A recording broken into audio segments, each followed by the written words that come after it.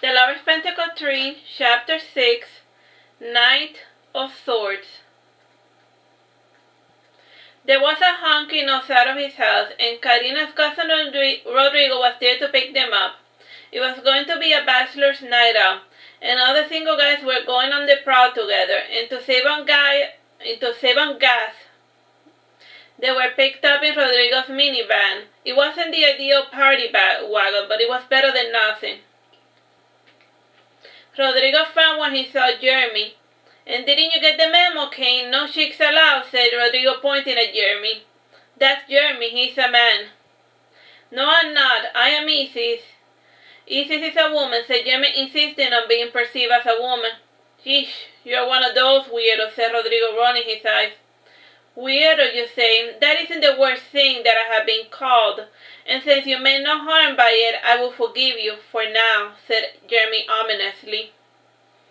Rodrigo drove off with his two passengers, and during the car ride, he spoke to Kain only.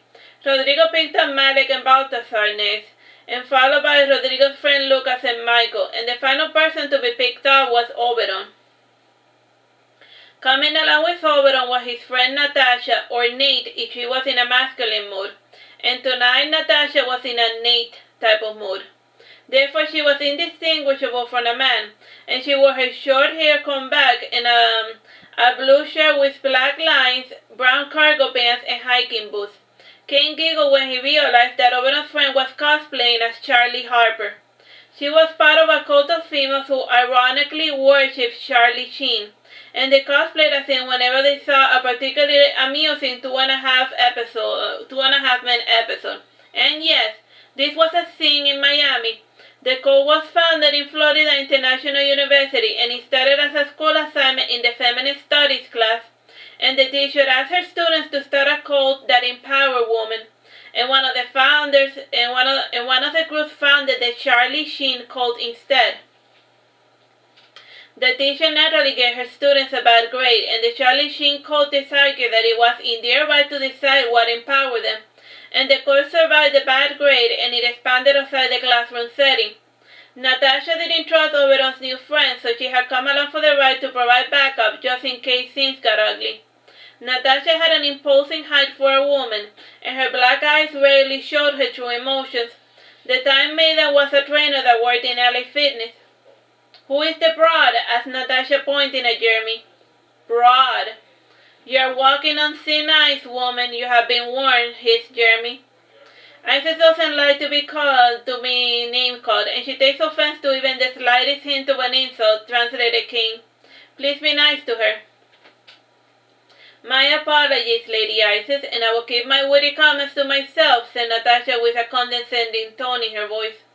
"So where are we going?" asked Oberon. "I don't know. Whenever Rodrigo drives, no one ever knows to what hellhole we're going to," said Malik dryly. Rodrigo took the party to the booby trap on River Drive, Miami. It was an adult entertainment venue. The bar was towards the left, and in the middle was the raised neon stage for the pole dancers, and there were other smaller stages littered with cushioned chairs, and the bar drinks before taking their place in the front of the center stage. And Kain frowned before reluctantly opening his wallet. He had only brought large bills. I can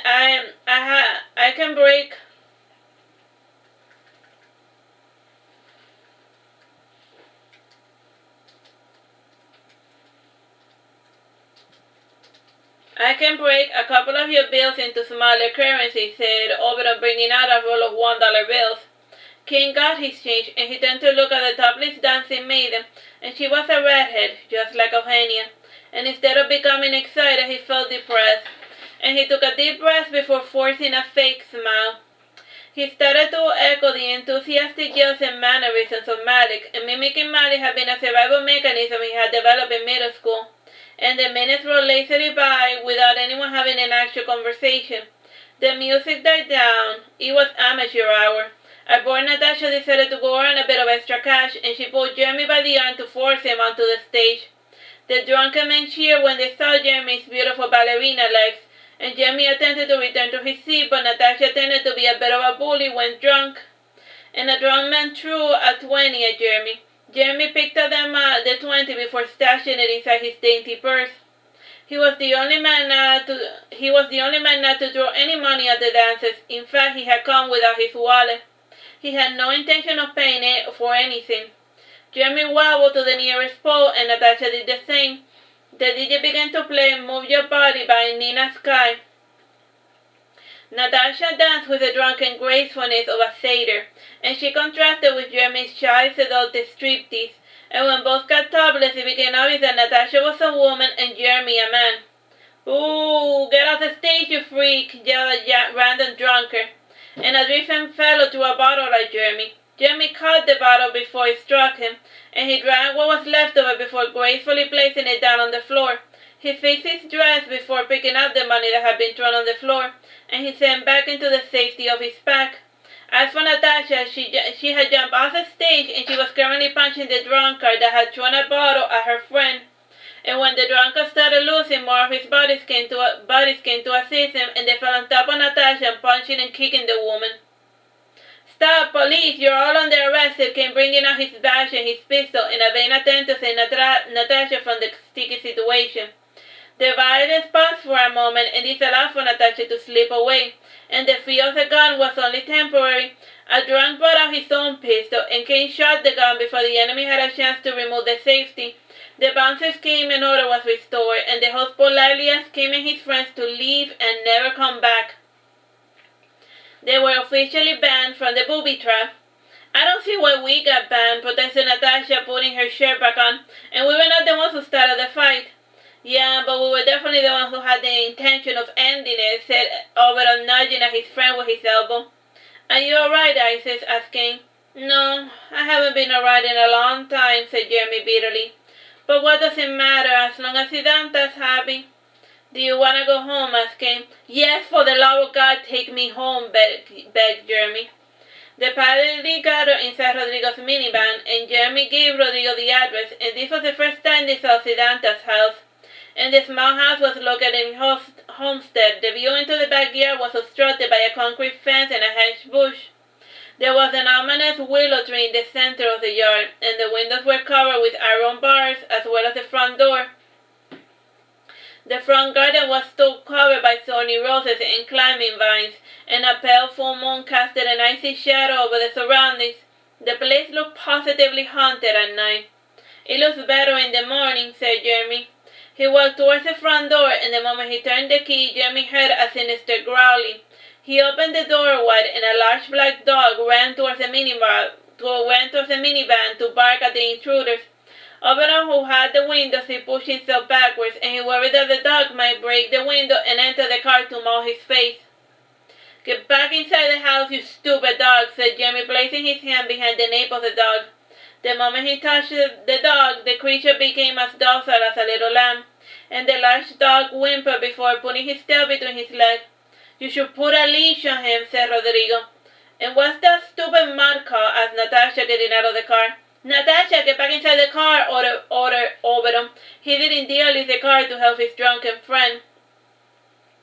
Natasha patted quite roughly the dog's face, and the dog bore his teeth to illustrate his desire to rip her hand off, and the only reason why he was keeping his cool was the thin hand over his neck. "He looks like a wolf. Is he a wolf?" asked Natasha, pulling the tail of the dog. "Kinda, I don't know." "The dog isn't mine, but I haven't the means to stop him from jumping the fence," said Jeremy, speaking quickly. "And if he feels cold or lonely, he smashes through the back door until he enters the living room. So now we leave the door open for him to come into our living room to stink up the place." "You shouldn't be telling others that you leave the back door open," advised Kain. "You never know who is listening." "All my treasures are cursed, so I'm not worried about thieves," said Jeremy, as a queer smile was painted on his lip. "Whatever a person takes from me, they always return, whether they want to or not." The dog whimpered before licking Jeremy's hand, and Jeremy started making his way back home, and he frowned when he noticed that he was being followed. Natasha had taken a fancy to Jeremy, and Jeremy reluctantly allowed Natasha into his home.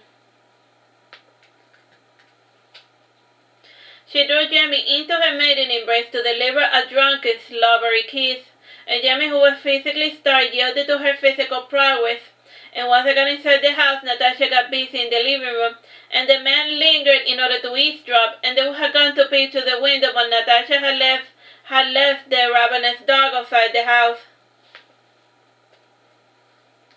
So none of the men dared to step outside the car, and in the end Rodrigo chose to drive away from the situation. Almero felt happy for his friend's latest conquest, but he was a tad angry at being abandoned among strangers. Maybe this is a good thing, said Rodrigo, speaking his thoughts out loud. Natasha is a masculine girl, while Jeremy is a feminine guy. They are perfect for each other. I am so sorry, Balthazar, said Malik apologetically. I guess Jeremy is another one that got away. It's alright, wrote Balthazar. I hesitated too much. Oberon took Balthazar's notepad to read his message, and then he said, if it makes you feel better, Natasha's relationships don't last, and you will have Jeremy all to yourself in less than a month. Can you drive me home, Rodrigo? Said Kain, looking at the time. I'll wake up early tomorrow. Rodrigo drove Kain home, and Oberon followed after Kain, and he was curious to see what his home looked like. And Kain allowed it since he had crashed in Oberon's apartment last Saturday, and sitting in the couch sewing was Grandma Esther, and at her age she only slept 4 hours a day, and if she was lucky, she was watching a marathon of cheesy old science fiction movies, and Kain sat down on the couch to be on eye level with his grandma, and Esther drew close enough to smell Kain's hair and mouth, and when she verified that her grandson had not drank that night, she allowed him to go about his business. Oberon watched this scene extremely weirded out, and he guessed that Kain had to abide by Esther's house rules because she owned the house, and little did he know that Kain was the true owner of that property. And Jack's bedroom door opened slightly, and the two pair of eyes regarded Oberon with curiosity. Jack frowned when he saw that his son had brought a man home, and Oberon took Kain's hand. Kain opened his mouth to protest, but he felt Oberon's hand trembling and extremely sweaty. Oberon is a little drunk, so I'm going to let him crash here, explained Kain. This is your house, son. You're an adult. Do whatever you like, said Jack, closing the door. I ain't going to my room, said Esther, turning off the television. You can sleep in the couch if you want, though I won't judge you if you choose to share the bed with a man. You are already judging me by making baseless assumptions, Grandma, sighed Kain. Instead, he said, Good night, Grandma. Kain walked towards his bedroom with Oberon following close behind, and Oberon breathed a sigh of relief as soon as the door closed behind them. Kain turned on the lights and he got a set of pajamas and a towel, and while he showered, Oberon studied the bedroom, and there was a computer, the bookshelf, the drawing table, and a king-size bed. He opened the closet before giggling. All the office were organized by color, and this was the bedroom of a neat freak, and Oberon decided to borrow one of Kain's pajamas, and he changed out of his street clothing into the pajama before getting inside the bed, and Kain frowned when he saw Oberon wearing his pajamas. You didn't shower, protested Kain. I already showered today, said Oberon. Fine, suit yourself, said Kain, taking the pillow from underneath Oberon's head, and he added, This is the pillow I sleep with, and this is the one I snuggle with, and you can keep the other two, and good night.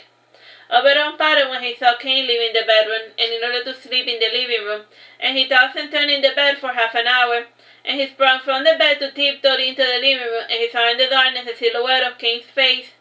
He went to a nearby window to open the curtain a bit, and Kain's face was immediately showered by moonlight, and with a trembling index finger, Oberon caressed Kain's moist lips, and Oberon's eyes caught the glimmer of the revolver. The revolver was resting in front of the framed photograph of Grandpa Raphael. Oberon picked up the photo to examine it under the moonlight, and the photo showed a man with a face identical to that of Kain, and Raphael was in his army uniform, and in the darkness Raphael's face looked extremely angry, and Oberon felt a cold chill in the back of his neck, and trembling he returned the portrait back to its place, and he fled the bedroom to hide under the bedsheets. And Oberon didn't believe in ghosts, but what he had just experienced made him rethink his opinion. And after tossing and turning for another half hour, he managed to consolidate sleep. The following morning, Oberon awoke 2 hours before noon, and since he worked that night, he could sleep in the morning for as long as he wanted. And he left the bed before stretching his elegant limbs. And he found a note by the nightstand. There is food for you in the fridge, and please leave through the front door. And on the way out, press the button Press the button stay in my alarm and this will activate it without me needing to give you the password.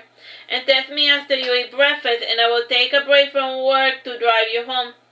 Signed, Kain. Oberon went to the kitchen to look for his promised meal, and the fridge was completely packed, and there was not a beer within sight, more the pity. And he found 2 Tupperwares with his name on them, and Kain had prepared for Oberon both breakfast and lunch. The first was a breakfast quesadillas and a Caesar salad, and the lunch one had a pickle sauce club sandwich with turkey and cheddar and a bag of chips. Kain had actually gone to the trouble of asking Natasha what Oberon ate for breakfast and lunch. This is fine. This is great even, thought Oberon while he ate his breakfast. Kain and I can be friends. Just friends. I have more than enough lovers, but only one true friend. He can be my second true friend. And my stomach needs a friend like Kain in my life. Oberon finished eating his breakfast and he left the dirty dishes in the sink and he didn't bother to make the bed. And despite his original sentiment, Oberon went into the laundry room to look for a dirty shirt or undergarment that still stunk of Kain. And he frowned when he found the washer and the hamper completely empty. Ever the need for Kain never allowed for laundry to accumulate.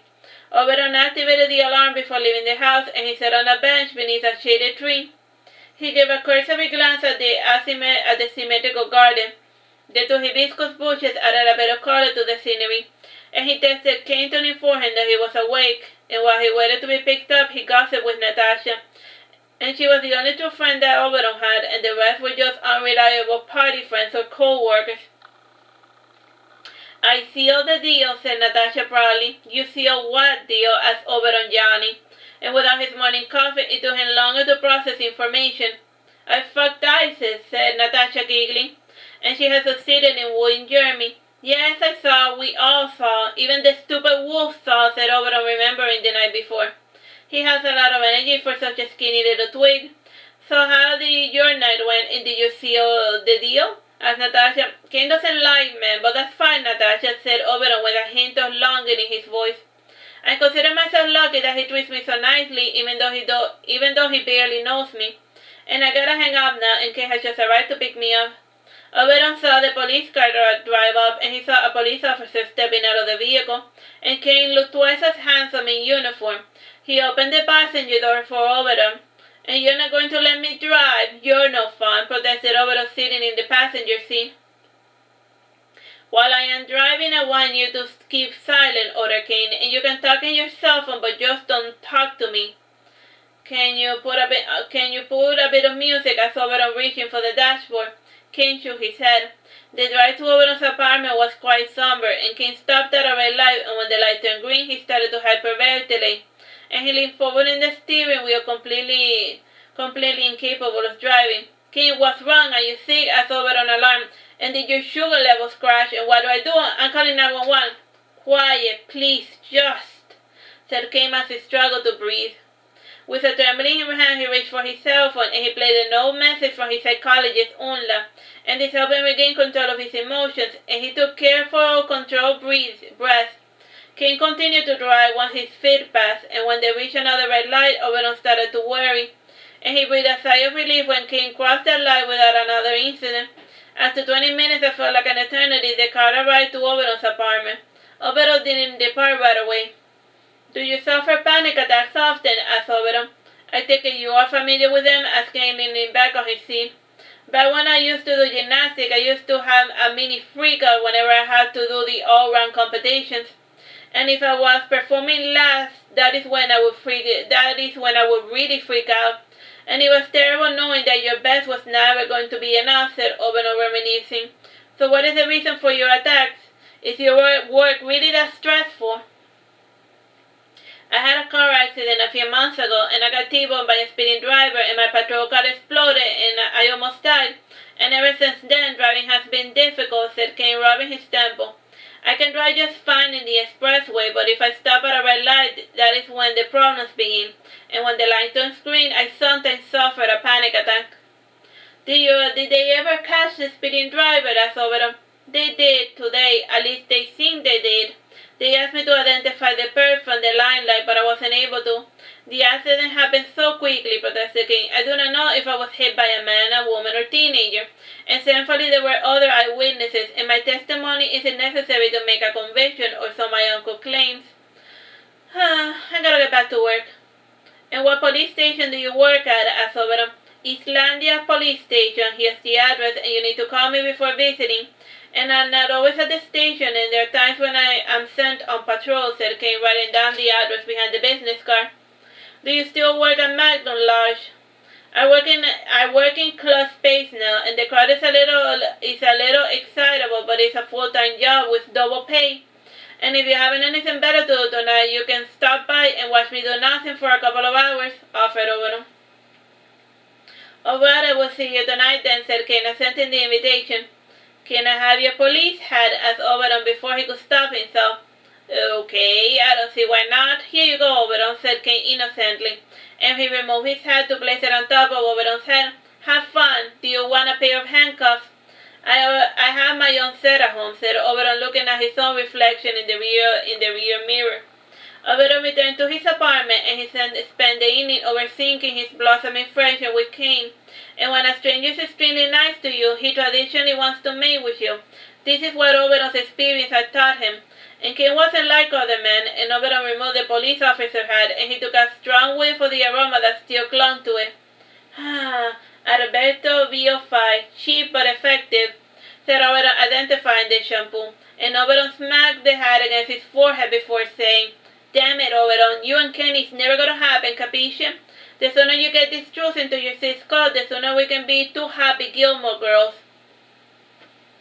Kain drove back to the Islandia police station, and there had been an advancement in the case, and the mysterious thief had returned all the stolen goods, and all the items were exactly where they were supposed to be, and there was not even a hint that they had been moved. And he was summoned to the interrogation room to confirm Jeremy's alibi. When the stolen goods were returned, Jeremy had been out partying with Kain and friends, and as for Sidanta, he claimed to have spent the night with his girlfriend Dorothy. Dorothy corroborated the story, but the reality was that Sidanta couldn't account for his whereabouts of the night before. That's the end of that chapter. Bye-bye and God bless.